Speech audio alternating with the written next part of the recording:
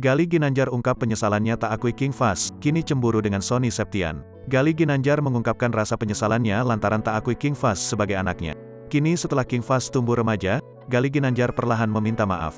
Alih-alih ucapkan permintaan maaf, Gali Ginanjar justru mengumbar ke publik dengan sebuah puisi. Bak kena karma, kini Gali Ginanjar mengaku menyesal. Bahkan mantan Barbie Kumalasari tersebut menyebut jika dirinya iri dengan Sony Septian. Gali Ginanjar kini rasakan penyesalan mendalam akibat apa yang pernah dilakukannya di masa lalu. Ia merasa sangat berdosa pada putranya, King Fahz, dan juga mantan istrinya, Fairuz Arafiq. Salah satunya yang menjadi penyesalan Gali adalah Gali pernah ragukan King Fahz anak kandungnya. Ia bahkan meminta Fairuz Arafiq untuk melakukan tes DNA kala itu untuk membuktikan apakah King Fahz benar anaknya atau bukan.